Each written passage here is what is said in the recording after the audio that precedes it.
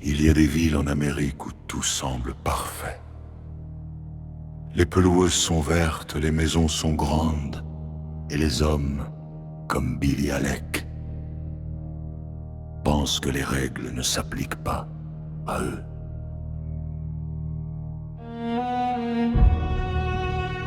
Billy était avocat bien habillé, bien nourri, bien protégé. Cette nuit-là, au volant de sa voiture, il n'aurait jamais dû être distrait. Une vieille femme l'effare, l'impact, et puis le silence. Le genre de silence qui ne disparaît jamais vraiment. Le juge était son ami, le shérif aussi. Le tribunal rendit son verdict en moins d'une heure, non coupable. Billy sourit. Il avait gagné.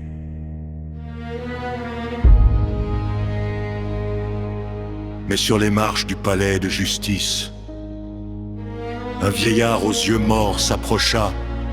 Une main osseuse effleura sa joue et un seul mot fut prononcé en une langue que Billy ne comprenait pas.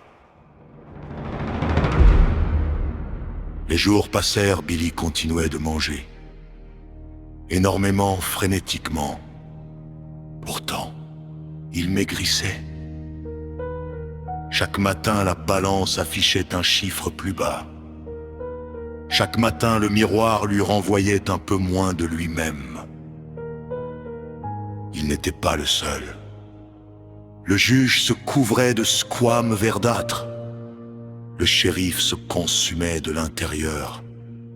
Tous les deux finirent par choisir la mort, plutôt que de continuer à vivre dans leur peau maudite.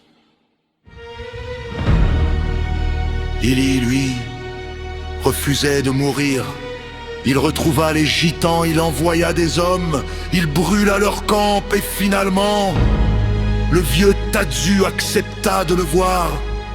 Il prépara une tarte aux fraises, il y mélangea le sang de Billy et lui dit « Mange cette tarte toi-même et meurs dignement. »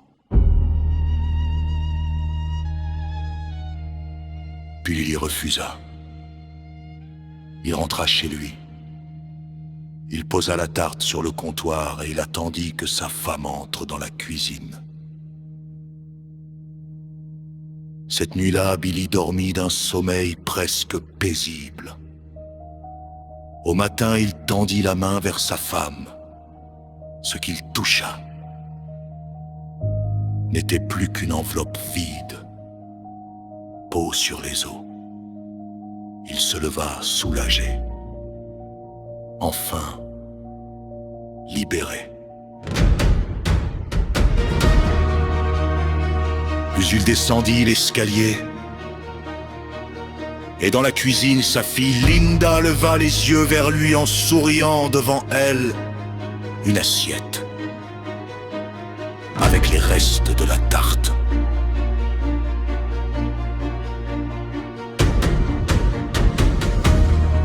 Il n'y a pas de monstre dans cette histoire. Pas de démon venu d'ailleurs. Juste un homme qui a tué, un homme qui a menti, un homme qui a choisi de sauver sa propre peau au prix de celle des autres.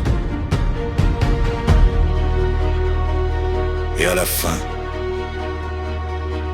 la malédiction n'avait fait que révéler ce qu'il était depuis le début.